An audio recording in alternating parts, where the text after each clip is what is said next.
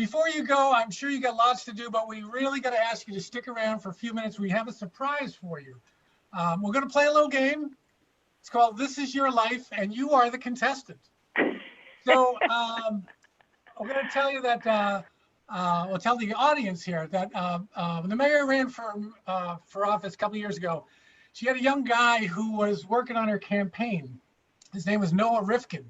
And after after the mayor got elected, she hired Noah to be her right-hand man. He was the guy sitting at the desk if you went into City Hall. He was the sort of person facing the public in the mayor's office for I'm not sure how long, it was about a year or so. After that, he left. Everybody loved Noah, and sad to see him go, and he went off and joined the U.S. Marines. So we've tracked him down, and for our first storyteller tonight, we want to bring in from Fort Barrett in Quantico, Second Lieutenant Noah Rifkin. Give it up. Right. All right, guys. Good evening, ladies. Good evening, gentlemen, as we say here in the USMC. I'm here on the second best adventure of my life after being the executive aide to the mayor in Newton. And so the theme tonight is trapped. So I want to tell a story about a trap of completely of my own making, which was going to officer candidate school this past September in 2019.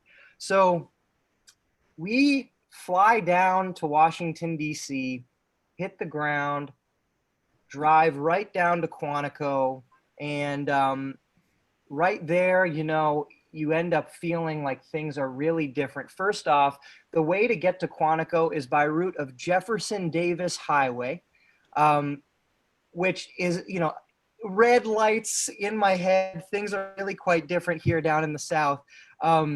And you get to a sign that says Quantico, the crossroads of the Marine Corps, which might as well be the crossroads of anybody's life who's going to go through those gates. We stop at the gate, and I give the most tearful goodbye to my mother and my father, one of those hugs that you never want to end. And I had already made an arrangement with one of my friends from the recruitment office, a fellow Boston guy, very much like me, I felt, to go in. And so we meet there after I give this goodbye to my parents. I'm still crying. I get into his car. We drive through the gate. And in about 20 seconds after getting through this gate, he turns to me and he says, "Yeah, just so you know, I'm still a little bit 50-50 on this whole Marine thing." And at that moment, I was like, are you kidding me, man? Like, I just left my parents to go through this gate with you, and I'm not going to say it, but I mean, I'm also 50-50. I have no idea what I'm doing. I can't believe I'm actually doing this thing. And so right off the bat, I'm like, oh no, what have I done to myself? And then my friend who drove through the gate with me quit the very next day, went home. I have nobody I know. And this is, now no one I know, and we've been packed into this room, which if you've seen Full Metal Jacket, it looks exactly like that. It's a big room with 2 rows of bunk beds on either side. It's little Noah Rifkin from Newton, Massachusetts, and 60 other dudes from all around the country. People who talk in ways I've never heard before, who think things that I've never thought before, and who do things I have never seen before. I had, for instance, no idea what dipspit was until I joined the United States Marine Corps, but I saw it as if it was a rainstorm when I got there. We were immediately thrown into the weirdest experience of my life. We met our sergeant instructors who missed not a second in yelling at us. And in Newton, I think we really do speak very nicely to each other. And relative to Newton, I had never experienced anything like this. There was Gunnery Sergeant Cunningham, 2 inches from my face, yelling at me with these cold blue eyes that just popped out of his sockets as he told me to run in 5 different directions all around the room. And I immediately thought, again, what have I done to myself? We would every morning go out in pitch black to the parade deck, which was this big asphalt parking lot, more or less. And every morning at about 05:45, the train to Washington, D.C. would come by on the train track just outside the fence, carrying, regular working folk going to their regular jobs in DC. And I would always just sing Folsom Prison Blues to myself and just think, God, if I could just hop that fence and hop on that train and be out of here, that would be pretty cool. I'll tell you a little bit more about the trap that I made for myself. Every 3 weeks or so, we would have uniform inspections to make sure that these guys stayed nice and clean, that they had no wrinkles or no hanging threads off of them. And the way that they do that in typical Marine Corps fashion is they'd come up to you, you'd stand at attention with your arms pinned to your legs, and they'd yell at you, asking you general trivia about the Marine Corps, interlaced with insults about your appearance, and then finishing it off usually something like, you have no confidence in your body right now. Not good. And then you'd move, they'd move on. They would subject us to what they called games. One game that they liked to play with us was they would take all of our we would have to remove all of our locks at a moment's notice off of our lockers and throw them in a trash can, and they'd shake them up and they'd dump them out on the floor, and they'd say, good, you have a minute to lock everything back up again. And so we'd all scramble and we'd find all of our locks. And the first time we didn't have all of our locks marked, so it needed to be done quite haphazardly. We learned our lesson. So the next game, we all had our locks marked, but unfortunately for us, that was not the same game that time. It was actually stripping all of our bed sheets off of our bed, throwing them onto a new bed, at the other end of the room, going to them. We had like a minute to remake all of our beds with perfect military corners on the sides. And of course, perfect 18 inches of white at the sheet mark, right where you put your head. And if it wasn't 18 inches, boy, you had to play another game. There were a lot of those games, particularly if anybody ever smiled. So if we were going to smile, we'd have to be quite stealthy about it.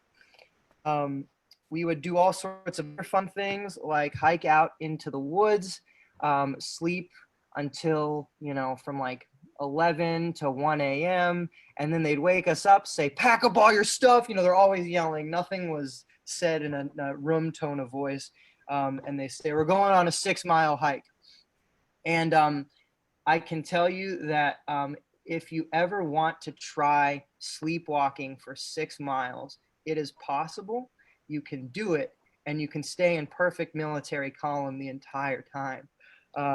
That was a fun time. I'd often find myself in the middle of the column thinking that our commanding officer, Major Martin, was coming up to yell at me, only to really realize that I had no business being where I was and there was no commanding officer in sight, and then get back in formation as quickly as I could. So about the midway through my self-made trap, our hair was starting to grow back, and it's amazing what hair does for your sense of individuality. You start to feel like yourself again. And, we got back from our liberty, we got a day, 24 hours after the first 3 weeks to go out and just do whatever we wanted. And we come back from liberty feeling really good about ourselves. And the first thing that we do is we get back into our uniforms, and they send us down to the barber shop where, surprise, they shave our heads. Nobody talked for the rest of the day after that, and nobody smiled for another week. and there went our hair, just like that. We did a lot of drilling at OCS. We would take our rifles. You know, I was like, here's me, never held a rifle in my life. Let's do this. And we would march in formation and do various tricks with our weapons and our steps. And you know, there was this one time there's one trick in drill where you do, it's called left or right flank, and you're walking this way, and then immediately on command you have to turn this way. If it's left flank, and turn this way if it's right flank. And they said a right flank, and in a formation of 50 people, I just turned left, bumped into the guy next to me. You cannot not be noticed when you do that, and you're the only person doing that.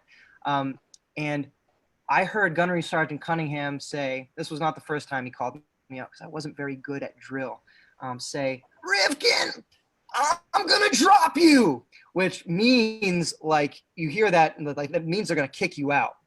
And I was losing my stuff for the rest of the day because I thought I was gonna be dropped. And to show you kind of how OCS warps your sense of like relative good and bad, we get to class and I come up to my buddy and I say, "Hey, did you hear Gunnery Sergeant Cunningham say he was gonna drop me?" And they go, "Rivkin, no, he didn't say he's gonna drop you. He said he's going to drop kick you." And I said, "Oh, that's so much better." And so that more or less was my trap.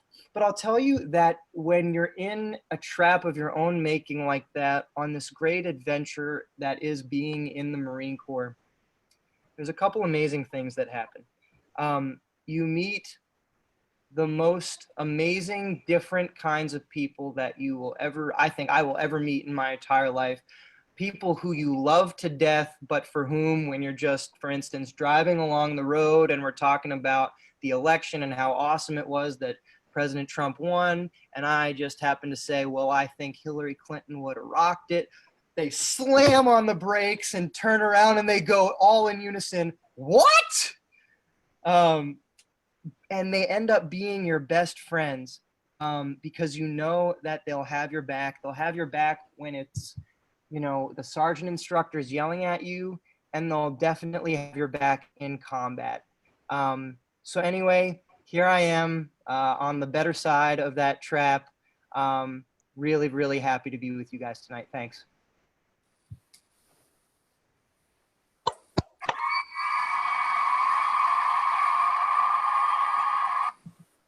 All right. Thank you, Noah. Before you go, I think I wanted old friends to say hello before we ship you out there. Oh, I love you, Noah. Love you too, Ruthanne. Miss you. I miss you too. Stay safe. I will. Thank you, Noah. Thank you, Madam Mayor, and you be safe, and you're doing a great job, and keep it up.